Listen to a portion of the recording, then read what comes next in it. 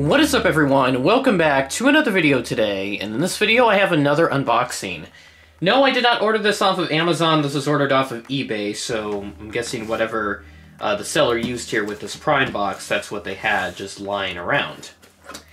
So, Retro FSD has been looking for this model for so long, and today we're finally going to unbox it here on the channel. I think there's only like one other unboxing of it throughout YouTube.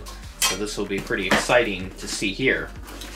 Got a lot of packing peanuts in here, so a good way to protect the model, and it's also wrapped up in some paper. So there you see it, and not gonna come out of there, it's left it up on the other side, but here it is, folks. This is the Aeroclassics 1:400 scale TWA DC-9-30 in the Twin Stripes livery. I've been looking for one of these for so long, found a really good deal for it on eBay. It was a really good price, so I had to jump on the opportunity.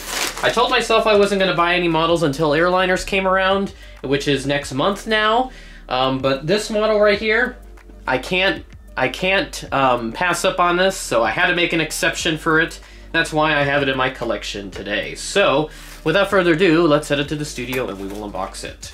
And here we go for the unboxing of the Aeroclassics 1:400 scale TWA Douglas DC-9-30 in the Twin Stripes livery.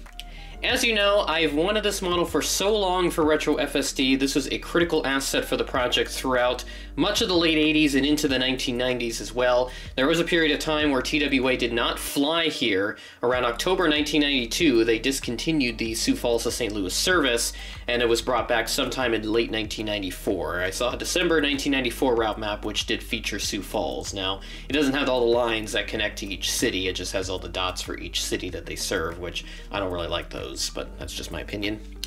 So we got a bit of a blue box situation here, as this is just a blank, unbranded box. This is probably what Aeroclassics had to do to avoid any sort of issues with licensing and all that, but who cares? It's just licensing, doesn't affect the consumer that much. But we got ourselves a beautiful blue box, got 1:400 scale on the bottom left, and then on the bottom here you got a barcode that just provides basic aircraft information along with an item number there. And yeah, not much else on the box really to talk about. There's just some adult disclaimer warnings, or not adult disclaimer warnings, but just like choking hazards and all that. Not suitable for those under 14, but that's just how it is. So, let's unbox this. Kind of doing it upside down, but it doesn't really matter about the orientation. And look at this beauty. Man, this thing is just amazing. Super happy to have this. And model looks like it's in great condition, so that is perfect to see. Taking it out, and wow, wow, and wow. Yes, finally happy. Super happy to have this. What a beauty. And here she is, the beautiful Aeroclassics TWA DC-9-30 in the Twin Stripes livery. So this will be my second DC-9-30 for TWA, as I have the final livery, which was released at about the same time that this Twin Stripes one was, although I got the final livery around Christmas of 2019, so just a couple of months after that got released. And I'm happy that I got that, because I did need that for Retro FSD as well, and that's what's enabled me to do a lot of those early 2000s updates and even some of the 1990s ones that I've already done thus far. But let's get into the review of this model. Starting off at the front, we got a little fleet number down there, just underneath the red stripes. Got the cockpit windows up there, the Trans World titles, and then you have the engine over there, and then the TWA logo on the tail. Registration, November 9028 Lima, so this is one of the ex-Ozark DC-9s that TWA had for a number of years after their acquisition of Ozark. Now, one thing that I do want to note as well is that this DC-9 does not have the black stripes on the wings, so I'm not sure if this is supposed to be an older or newer iteration of the DC-9 for TWA, because I have my MD-80 right here, actually, that Gemini did a few months ago. This does have the black stripes, and I think the black stripes are newer, so this TWA DC-9 is most likely the older one, or older iteration, rather, of this livery.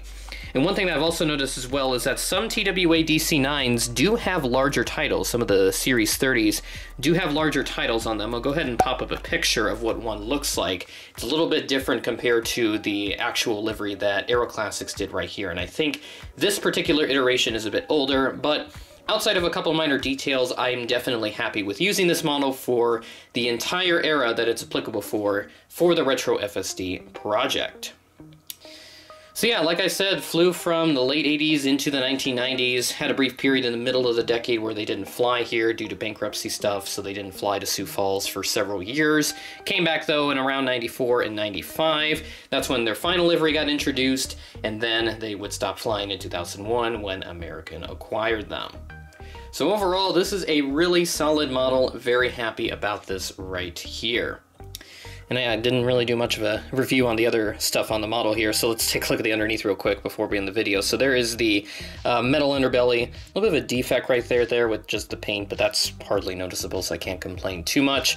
Got some overwing exit details as well that I forgot to mention. There's also a red beacon up there just in that middle section of where the overwing exits are there on the fuselage, all that good stuff. And some other minor details on the bottom that are just printed, because again, Aeroclassics does not add exterior details with antennas and Wi-Fi domes and all that, especially with their modern stuff. So yeah, that will do it for this video. Very happy about this acquisition for Retro FSD. This is going to be very beneficial, so look forward to seeing some more 1990s airport updates in the short-term future. Going to try and get myself a Beechcraft 1900 from Shapeways, since I will need one of those since they did fly here for a brief time with like US Air Express and United Express and that stuff. So I haven't yet represented those services yet, and I would love to do that. So that's going to be my goal here as we move forward with the project. So I'll plan on making the acquisition sometime after airliners, just depends on how much money I have left, so setting aside a good chunk of money for the convention to try and get some more Retro FSD assets, since those will be my top priority for the collectible show. I'll try to get myself some of the other stuff that has been recently released as well, just so that I have a good diverse unboxing when that time comes around. So with that being said, that is the end of the video. Thanks for watching, and I will catch you in the next one.